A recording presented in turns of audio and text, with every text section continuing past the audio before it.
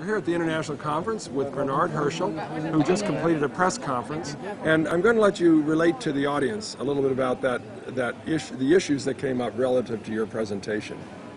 Yes, I mean, people, they accept that treatment lowers your viral load in genital secretions, and therefore you're less contagious. Now, that is more or less accepted. But then the question is, what is the effect of treatment on the epidemic of HIV? Could you increase the number of people treated and eliminate HIV from the face of the earth? Right. And that, of course, is a tall order. And the question is how to go about that. Now, the first thing I think what we need is we need proof that such an intervention might work. Now, there are different ways of getting proof. There is circumstantial evidence. For instance, in a city like Vancouver, the number of treated people increases, and then the number of newly discovered infections decreases. Now, that's good, but some people will say, well, that's not a controlled experiment. Treatment increased, but there may have been other reasons why new infections decreased. People used more protection, or had less sex, or got older and were not interested anymore, and you know, any number of alternative explanations. Right. And the situation is similar to what was known about circumcision. There was evidence in 1985 that circumcision might have an effect on infection, but nobody really accepted the evidence as a basis for public health recommendations until there was this randomized trial of circumcision, which showed clearly that it was this intervention that had the effect on the effect of diminishing infections. And so it may be similar with the effect of treatment on new infections, which, and I do think we need a solid randomized controlled trial to establish that increasing the number of patients in treatment will decrease the number of new infections. So where do you go from here? Is this something you'd like to propose to? Well, I got involved in that through a sort of a study group at the French Agency for Research Against AIDS. The idea was to identify the major topics for the future. And we thought that this question of test and treat was the topic to be pursued. And after that, we thought about methods. And the methods we think that must be used is a so-called cluster randomized trial. Now, what is that? I mean, in a randomized trial, you have two treatments, you have patients, and then you randomize patients, meaning that you by chance, you assign them to treatment A or to treatment B, and then you look how many die, and then if treatment A is better than the others, that establishes the superiority of treatment A over treatment B. Now, if you think about applying that method to the question of is treatment a good prevention method, you realize that it's not easy to do.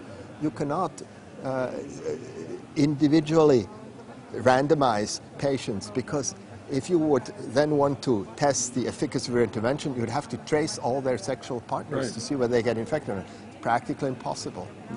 But what you could do is randomize communities, let's say a village. Now, in one village, you would treat everybody who's HIV positive, and in the other village, you would continue as before, treat only those who have a medical indication for treatment. Kind of a demonstration And then you project. all right. And that, if you do that in a sufficient number of communities, these are called clusters, right? Randomize the cluster, then you could get a convincing and very sound cause-effect relationship between expanding treatment and diminishing new infections. And that's what's being planned. Now, for all kinds of reasons, such a trial must be done in a high incidence, high prevalence setting, practically in Africa. And the partner with which the ANRS will do that trial is called the Africa Center for Health and Population Studies. That's situated north of Durban in the KwaZulu region of South Africa. Now, I understand that there's a difference between the urban and the suburban population, the townships and so forth, in the way in which sex is conducted. so to speak. Is that, do you find that, or Well, have you run across that yet? I'm not a expert on conduction of sex in Africa. What we know about this community is that the prevalence of HIV is high, around 20%, and the incidence is very high, between 2 and 3% per year, and that therefore there is an urgent need for additional prevention methods because condom promotion, all that is already being done very intensely. So in that community, there are isolated pockets where people live, and it seems that there is relatively little exchange. I mean, most sex, like politics being local, right? People usually have relations with people in their community. Therefore, if you protect the whole community with treatment against propagation of HIV, you would see that effect if you tested them repeatedly. So you just have to match the cities so that they're similar. Yes, size cities, and it so would forth, be small villages rather than cities. Right, I mean, right. communities of maybe Villages. 2,000 people each time.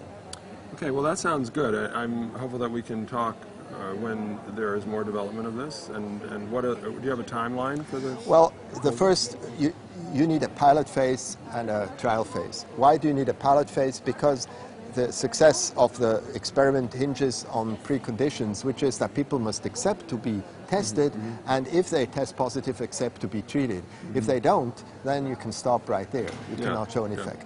So the pilot phase will establish the feasibility. That will take 2 years, starting in 2011, 2012. And if the results are positive, then the trial phase will be 2 or 3 more years thereafter. Okay. Well, there we go. There's the start of yet another trial that will talk about test and treat, or treatment as prevention.